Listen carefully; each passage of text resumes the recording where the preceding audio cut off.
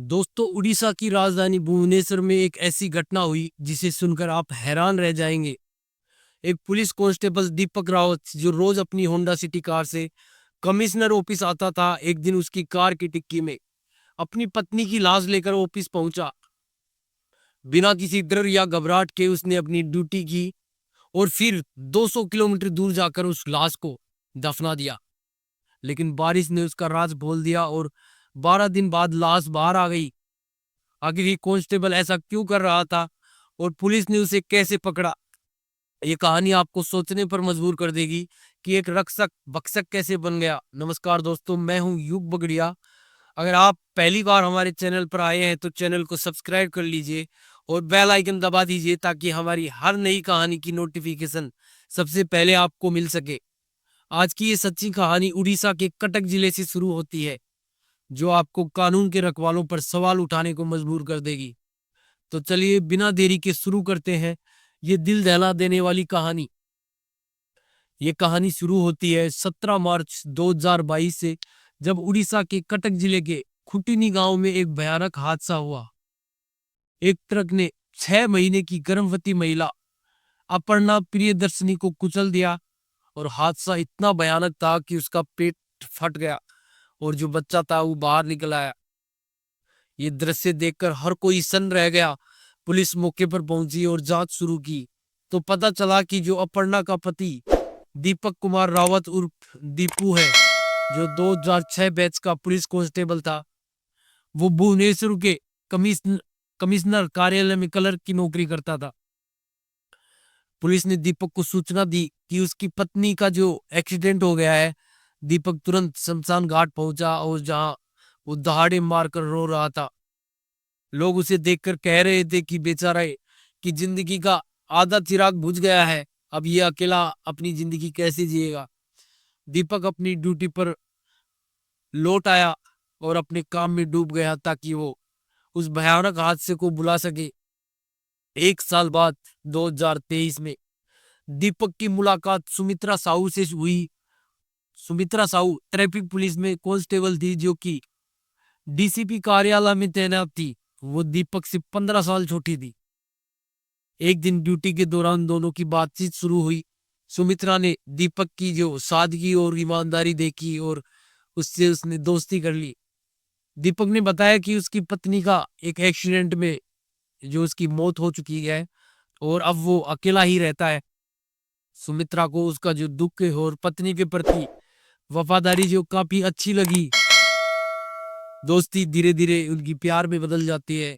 सुमित्रा ने शादी का प्रस्ताव रखा, लेकिन दीपक ने शर्त रखी कि शादी तो वो कर लेगा, लेकिन शादी जो है वो एक गुप्त तरीके से होगी।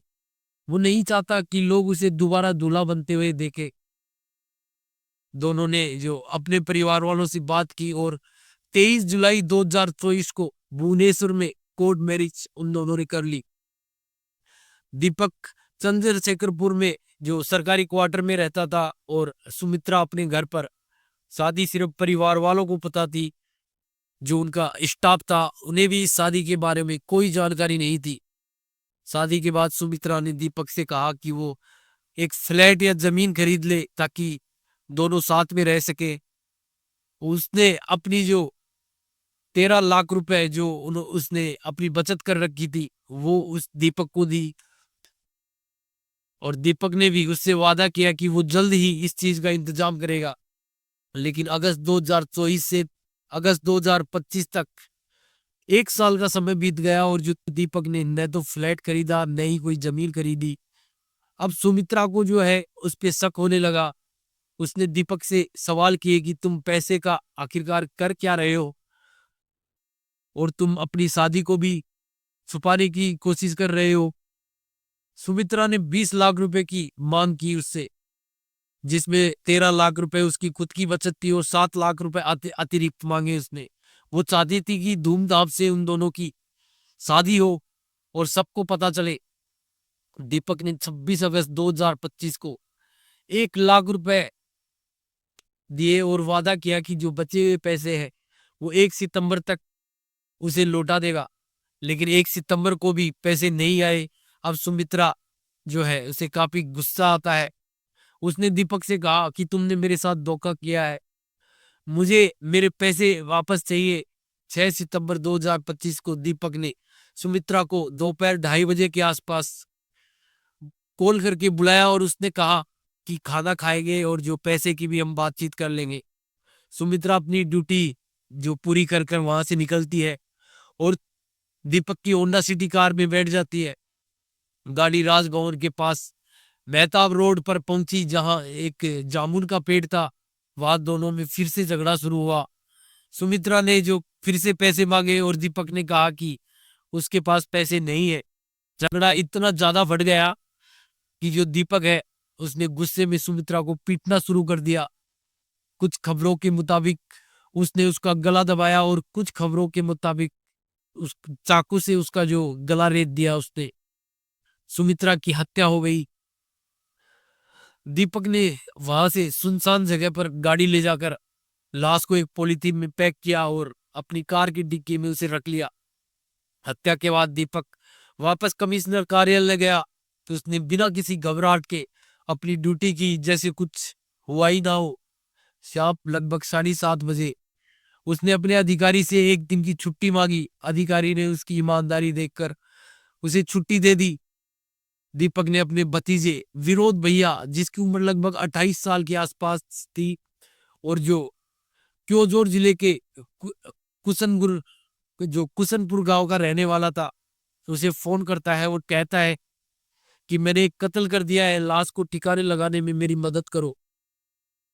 जो विनोद था वो बिना सवाल पूछे हामी भर देता है। दीपक रात को अपनी कार से 195 से 200 किलोमीटर का सफर तय करके क्योंझार जिले पहुंचता है। उसे अपनी वर्दी पर पूरा भरोसा था कि कोई उसकी गाड़ी को नहीं रोकेगा। विनोद ने अपने दोस्त शंभुनाथ मेहता से बात की और जेसीबी का इंतजाम किया। शंभुनाथ को बताया गया कि शौचालय के लिए गड्ढा खोदना है। 6 सितंबर की रात को जेसीबी से गड्ढा खोदा गया और 7 सितंबर की सुबह 5 बजे दीपक वहां पहुंचा। उसके बाद लगभग रात 8:30 बजे बारिश के बीच तीनों ने लाश को गड्ढे में दफना दिया। सुमित्रा की अब जो गैर मौजूदगी थी, उसके चलते ट्रैफिक पुलिस में भी हड़कंप मच गया। उसके फोन पर संपर्क नहीं हुआ। परिवार वालों ने जो दीपक से पूछा, लेकिन उसने अनजान बनकर पुलिस की मदद करने का नाटक किया।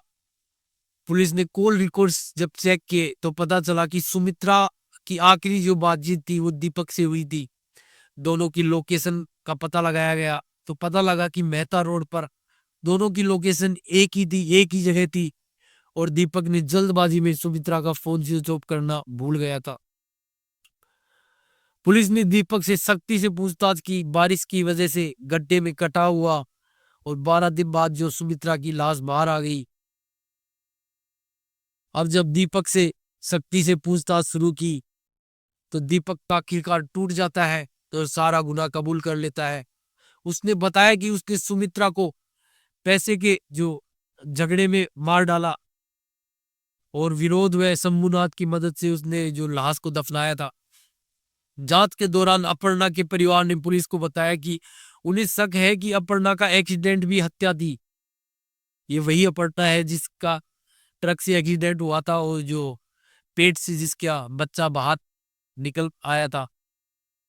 पता चला कि अपर्णा की मौत के बाद दीपक को 1,20,20,000 का बीमा मिला था। सुमित्रा के नाम भी 1 करोड़ की जो बीमा पॉलिसी थी। पुलिस को शक हुआ कि दीपक ने दोनों पत्नियों की जो हत्या है बीमा के पैसे के लिए की है। अपर्णा के केस को फिर से खोला गया और जांच शुरू हुई। पुलिस ने दीपक, विनोद और शंभुनाथ को गिरफ्तार कर लिया। दीपक को सुमित्रा की हत्या और साजिश और जो सबूत मिटाने के लिए 7 साल की सजा सुनाई गई। विनोद और शंभुनाथ को सहायता के लिए 3 साल की सजा मिली।